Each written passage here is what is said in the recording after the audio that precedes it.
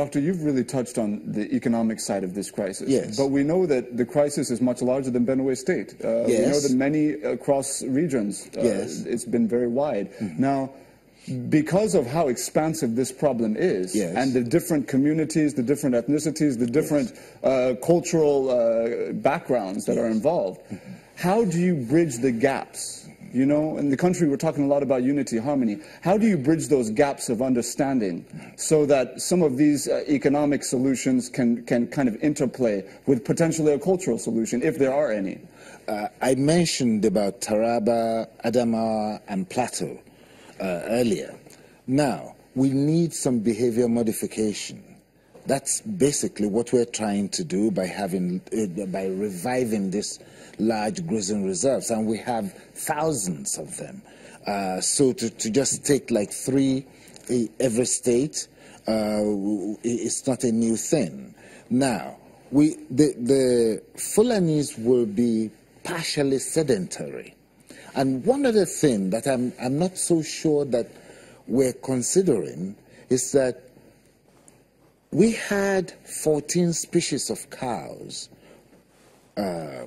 until recently. Now we only have 6. The large majority of the so-called Fulani herders may not be Nigerian. They may be coming in from the desert, from Cameroon, from Chad, from Burkina Faso, as far as Burkina Faso or Niger. However, if we have these grazing reserves, we will be able to know how many of them there are. We can have some sort of data bank. They will be able to move around. We will be able to train their children at least to a primary school level. We have so many veterinarians that will be around within this grazing reserves to be able to take better care of the cows.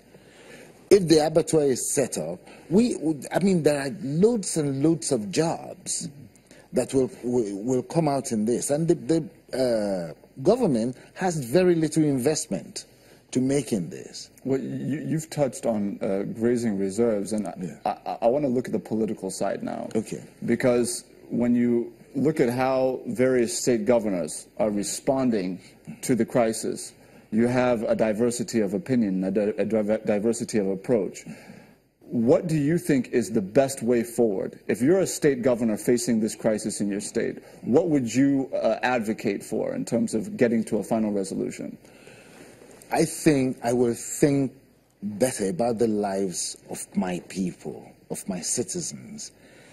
One Nigeria dying is too many. Now, what should be done is what I can generate within my state, what I can do to bring peace to my people, and to make sure that there is better economic growth within the state. I doubt very much if a lot of our governors are really thinking about what it is that they need to do. They're playing to the audience on the ethnic stuff and the religious stuff, rather than facing what problems we really have. And these are real serious problems, and they're solvable.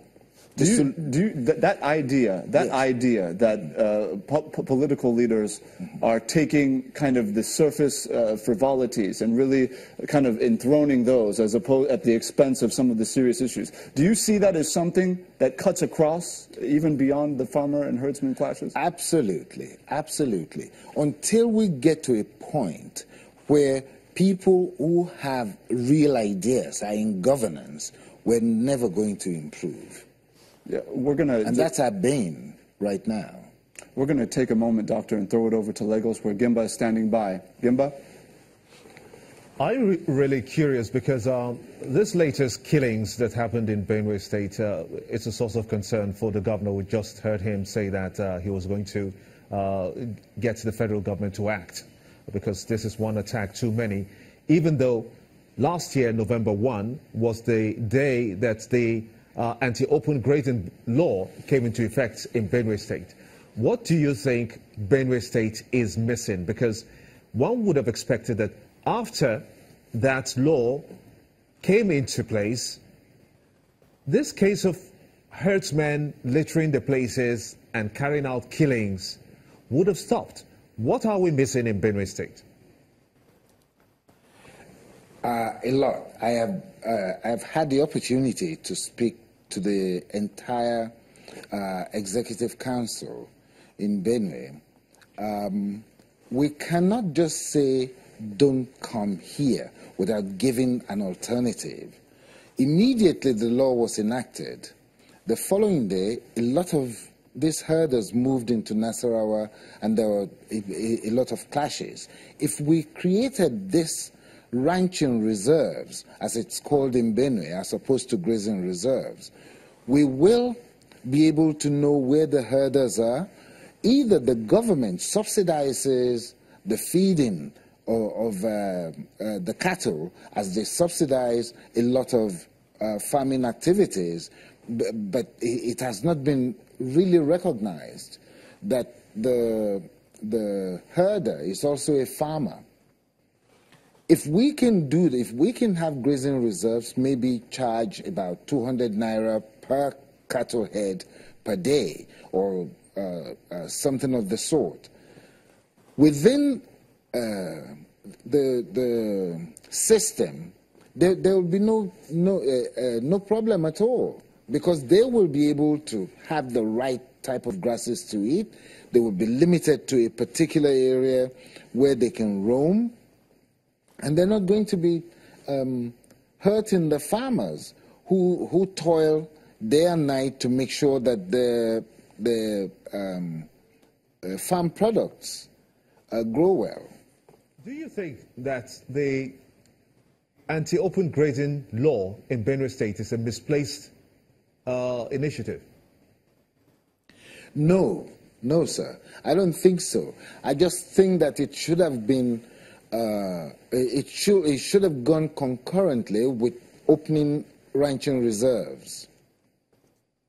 Which came first? Because if you look at opening the ranches on the one hand, are there investors that are ready to take that up? Well, they need to be educated, because there's a lot of money in this. The government can put a step forward. We have some going on now in Benue, but the government is usually the largest employer, and they need to show examples of what to do. They've got to have to demonstrate that this can work. The Minister of State in Agriculture and the Director of Husbandry, John Taiwo, have been working industriously on this, but the government needs to take it up.